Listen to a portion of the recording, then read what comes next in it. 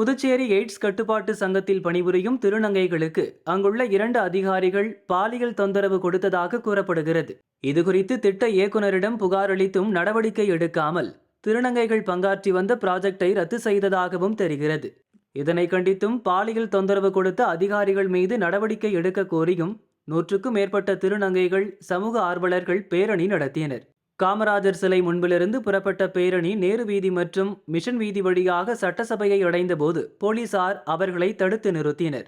அங்கு கண்டன கோஷம் எழுப்பிய திருநங்கைகள் முதல்வர் ரங்கசாமியை சந்தித்து புகார் மனு அளித்தனர். புதுச்சேரி மாவட்டத்தில் 3ஆம் பாலினர்கள் நடுரோட்டில் நிற்க வேண்டிய நிலைமைகளை ஏற்படுத்தி கொடுத்த பாண்டிச்சேரி எய்ட்ஸ் கண்ட்ரோல் சொசைட்டியோட ப்ராஜெக்ட் டைரக்டர் சித்ராதேவியை கண்டித்தும் அதில் உள்ள இருக்கிற 2 ஆண் அதிகாரிகளை கண்டித்தும் ஒரு பேரணியாக நடத்துறதுக்காக இருக்கும். காரணம் என்னன்னு பார்க்க போனீங்கன்னா, புதுச்சேரி மாவட்டத்தில் 11 வருட காலமாக பாண்டிச்சேரி எய்ட்ஸ் கண்ட்ரோலில் 3ஆம் பாலினர்கள் HIV பிரிவென்ஷன் வேலை செஞ்சு கொண்டிருக்கும்.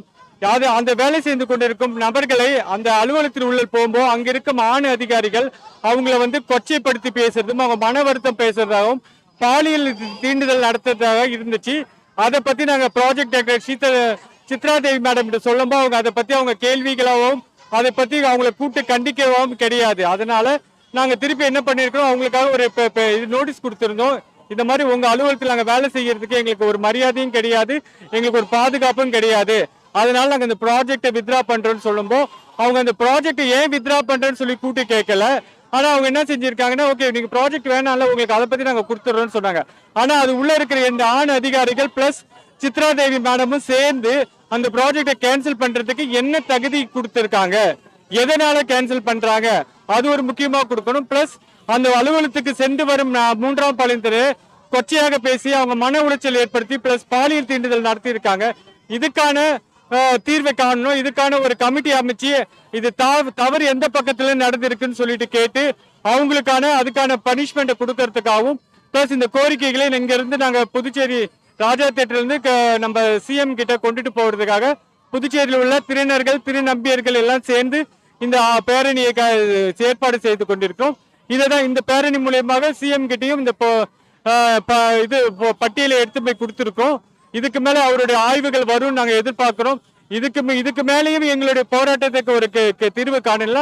இனி வரும் காலங்களில் போராட்டங்கள் தொடர்ந்து கொண்டே இருக்கும். எங்களை ஒரு சக மனுஷால் மாதிரி எல்லாரும் மாதிரி ட்ரீட் பண்ணாம ஒரு 3ஆம் பாலினத்தவர் சொல்லிட்டு எங்களை தாழ்த்தியே பாக்குறாங்க. அந்த பேக்ஸ்ல எங்களுக்கான மரியாதை அந்த இடத்துல கிடையவே கிடையாது.